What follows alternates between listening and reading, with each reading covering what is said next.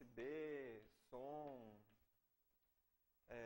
mouse, teclado, tudo.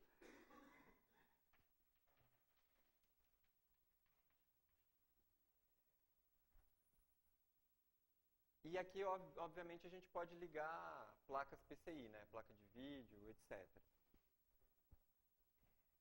Bom, como eu falei no começo, para o sistema operacional funcionar bem, ele precisa de suporte de hardware, tá?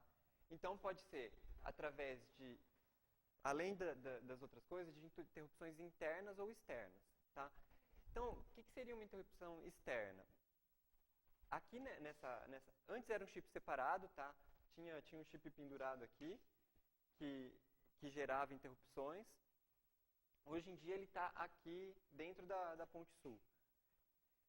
O processador tem várias linhas de interrupções aqui, tá? O PC atual tem 16. Uma dessas linhas, normalmente, vem ligada direto num chip que gera um clock a uma frequência constante. Então, assim que o sistema operacional Linux, o Windows, até mesmo o DOS, assim que ele iniciou, ele vem aqui e programa esse clock para gerar interrupção a cada X nanosegundos, tá? Normalmente 100 Hz ou 1 kHz, tá? Depende do sistema operacional. Essa interrupção, toda vez que ela ocorre, ela interrompe tudo que a CPU está fazendo, automaticamente, e vai para uma posição de memória que está o tratador de interrupções do kernel responsável por escalonar tarefas. Então, é isso aqui que faz o sistema operacional ser seguro. Tá? Por quê? Vamos supor que a gente tem um programa que é um loop infinito. Se a gente executar um loop infinito, o processador vai ficar só naquilo e vai travar, não vai fazer mais nada. No DOS é fácil, a gente faz um loop infinito, o computador fica naquilo e a gente nunca mais consegue sair. Supondo que isso aconteça, que tem um loop infinito e que trave o computador. Daqui a, no máximo, 1 milissegundo, esse chip aqui vai gerar uma interrupção, a CPU vai parar por hardware o que está fazendo, salvar os registradores do que estava fazendo, e vir numa posição de memória aqui, onde está o sistema operacional, e executar o escalonador. O escalonador vai ver o que está sendo feito. É uma tarefa que está fazendo um loop infinito. E verificar o seguinte, essa tarefa tem direito a continuar fazendo isso ou eu preciso fazer outras coisas? Aí ele deixa essa tarefa esperando e começa a executar outra. E aí ele vai fazendo isso para cada uma das tarefas. Tá? É isso aqui que faz o computador ser multitarefa. Tá? É essa interrupção aqui. Outra coisa legal é que tem interrupções internas da CPU. Por exemplo, se um programa fizer uma divisão por zero, a CPU pode ficar num estado inesperado e aí acontecer um monte de coisas estranhas. Então, quando a divisão por zero acontece, uma interrupção de software acontece, que normalmente é também chamada de trap ou exception, que chama o escalonador do sistema operacional. Tá? No caso do Windows, vai falar, esse programa executou uma operação ilegal e será fechado. Tá? É exatamente isso. Aquele negócio executou uma operação ilegal é uma divisão por zero. Tá? Aí gera uma interrupção e a CPU vai chamar o sistema operacional para tratar isso. Aí que surge o problema de habilitar e desabilitar interrupções. Às vezes, a gente está fazendo uma coisa tão crítica que nada pode interromper isso. Aí os programadores, especialmente quem faz kernel de sistema operacional, desliga todas as interrupções. Fala assim, não, estou fazendo uma coisa muito importante, não quero que o escalonador venha aqui e interrompa, divisão por zero, aí desabilita as interrupções. Enquanto as interrupções estão desabilitadas, nem essa daqui, nem divisão por zero vai conseguir interromper aquilo que está sendo feito. Então, é realmente crítico.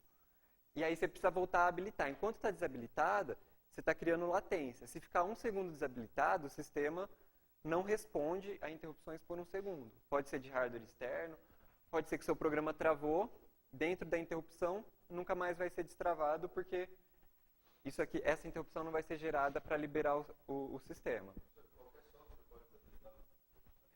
Se você tiver em modo kernel, sim. É o seguinte. O que acontece? Antigamente, a CPU ela executava tudo que estava na memória de forma de forma igual. Se tem uma instrução que reseta o processador. Se qualquer pessoa mandasse resetar o processador, ele resetasse. Se qualquer pessoa mandasse desabilitar as interrupções, desabilitava.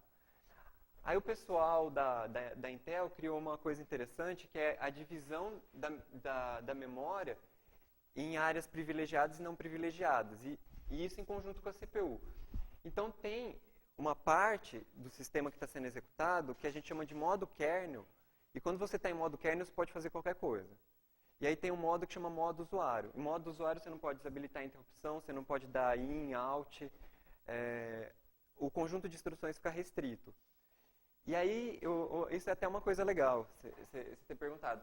Porque se você tentar desabilitar as interrupções de um programa de usuário, dar a instrução assembly, né, para desabilitar, isso aqui vai gerar um exception, porque você executou uma operação que você não pode, e o sistema operacional vai tratar isso.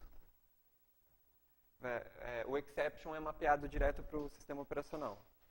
Era isso? Então, o escalonador precisa de interrupções para funcionar. Tá? Era esse o recado. Outra coisa curiosa, normalmente o processador só tem uma linha de interrupção. Tá? Então, a CPU mesmo, o core aqui, tem uma linha de interrupção. O que foi feito é colocar um circuito aqui que chama... Primeiro chamava PIC, não é o processador, é Programmable Interrupt Controller. Depois virou APIC, Advanced Programmable Interrupt Controller. Esse aqui ele tem... Primeiro ele tinha 8 linhas de interrupções, tá? Você podia ligar 8 interrupções. Aí o pessoal cascateou, ligou 2 e fez 16, tá? Isso no XT. Aí era 2 chips mesmo. Se você pegar um XT, você vai ver, tem 2 chips e sai um fio só daqui, uma linha só, né, de circuito e liga no processador. Hoje, nos processadores mais novos, eles pegaram isso aqui e colocaram dentro do processador também. Tá? Então tem 16 linhas aqui que podem ser ligadas às interrupções. Então, eu nem lembrava que tinha isso, mas então tá aqui o PIC e o APIC. Esse aqui já suporta 24 interrupções, você pode programar se é por nível, né, nível alto ou baixo, ou mudança de nível, quando sobe ou quando desce, né, o sinal. Esse aqui é o chip, dá até para comprar esse chip, se quiser fazer alguma coisa. E tem o int clear. Esse int clear é um comando out que a gente dá quando acontece uma interrupção, que vai aqui no PIC ou no APIC e fala assim, já tratei a interrupção, pode gerar outra. Quando acontece uma interrupção, o controlador de interrupções não deixa outras acontecerem. Você precisa vir aqui e liberar outras para acontecerem. E ele tem alguns registradores que podem ser programados. Por exemplo, o IMR, que é um Instruction Mask Register, que você fala assim, eu quero tratar a interrupção da IRQ7, que é, por exemplo, a porta paralela, tem uma prática disso. Eu quero tratar a interrupção da IRQ3, por exemplo, o mouse.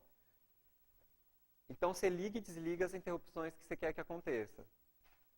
Isso aqui é o que o pessoal fala por aí, mascarar a interrupção. Tenho que mascarar uma interrupção. Habilitar ou não que ela vai acontecer. E tem o Interrupt Status Register. Depois que ela aconteceu, você pode ler esse registrador e ver status relacionados a ela. Uma coisa interessante é que no PC existe uma prioridade fixa de interrupções. Tá? Então, a IRQ0 é a interrupção de maior prioridade no sistema. Se acontecer uma coisa na IRQ7 e uma na 0, primeiro a 0 é tratada para depois a 7 ser tratada. Tá? Isso aqui por hardware. O processador fica sabendo na sequência. E, obviamente, uma decisão de projeto do PC foi ligar um fio direto desse gerador de clock aqui na IRQ0. Então, a interrupção de maior prioridade no sistema é a de clock tick, que dá esse ciclo de clock aí para o escalonador de tarefas.